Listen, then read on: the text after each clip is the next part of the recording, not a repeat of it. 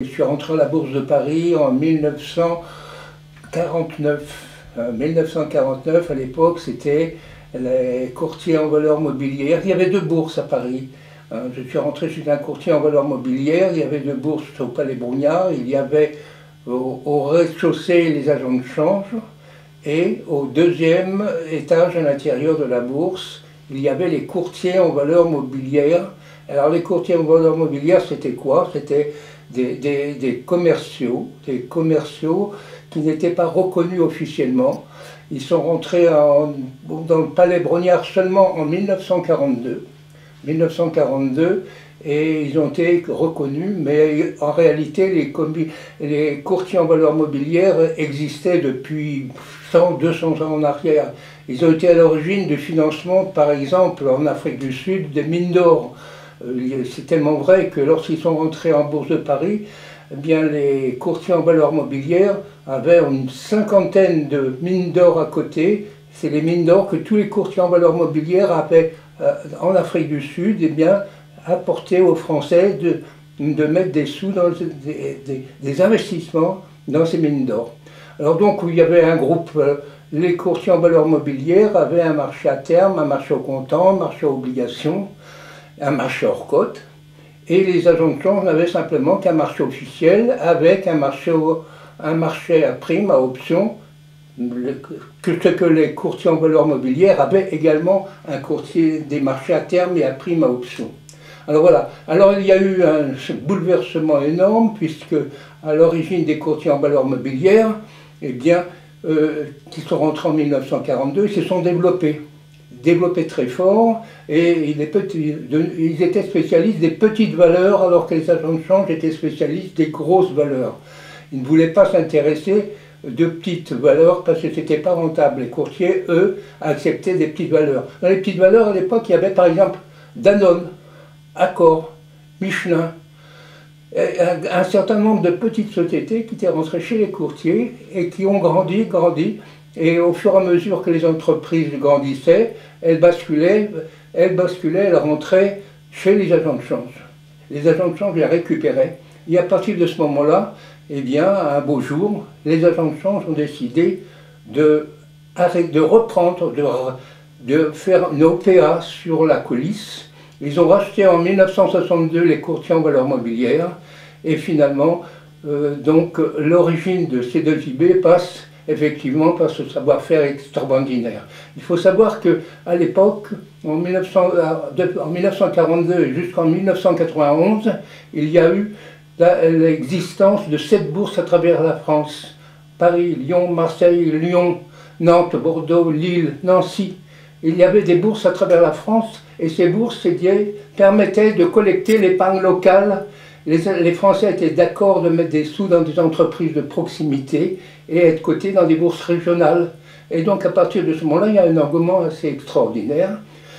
Il faut savoir qu'en 1982, il y a eu, j'ai participé à la création du second marché, j'ai même incité, nous avons fait un dîner-débat en septembre 1982, 6 mois avant la création du second marché. Et le C2JB, donc j'étais représentant, a présenté à cette époque Zodiac, Mico, Clarins et une dizaine de sociétés à cours de ce dîner-débat. Le second marché a été créé le 3 février 1983. Alors à partir de ce moment-là, il y a eu un engouement extraordinaire. Puisque, un exemple, en 1982, avant la création du second marché, il y avait 2,5 millions de Français qui investissaient dans des petites valeurs mobilières.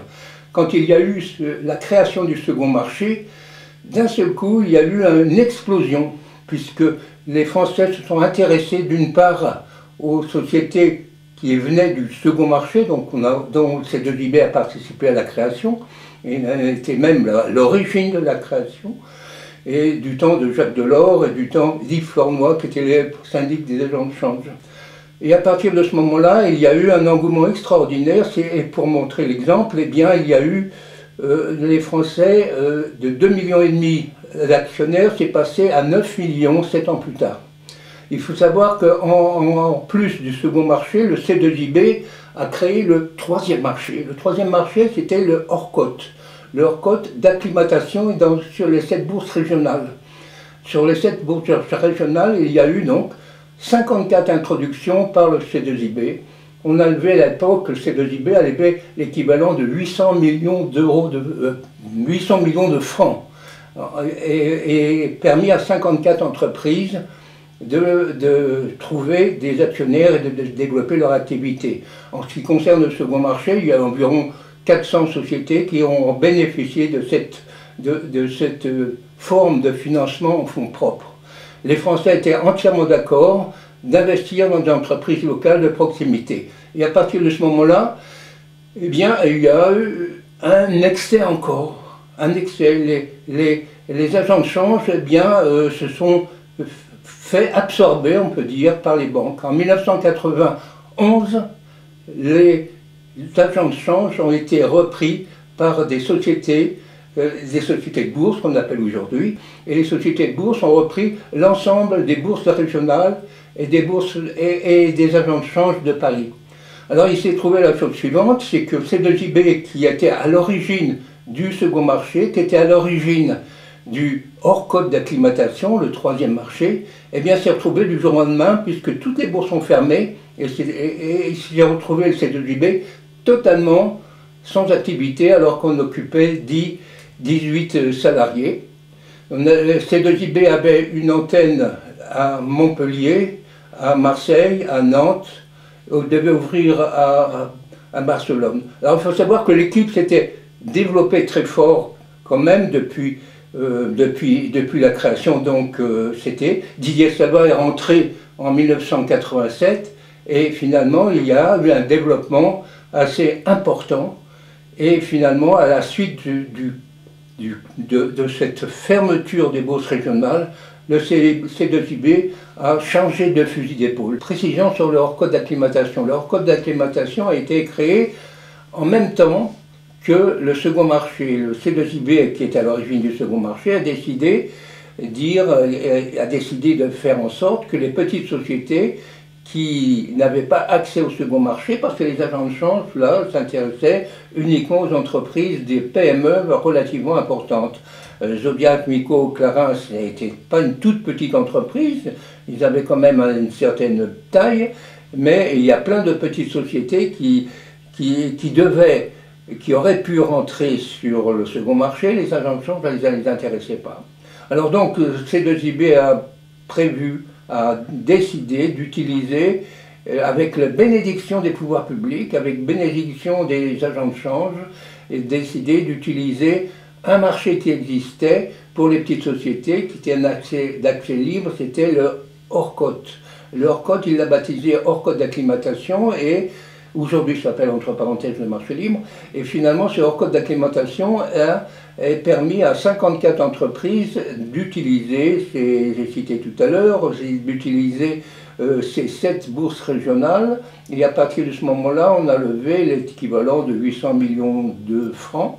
Et alors, il faut savoir que sur le hors-code, c'était réputé comme un marché étroit, pas crédible, sans information. Et bien là, on a commencé à mettre en place une technique tout à fait nouvelle pour le hors-code, c'est-à-dire considérer une entreprise du côté hors-code, même petite, de mettre en place un système de liquidité.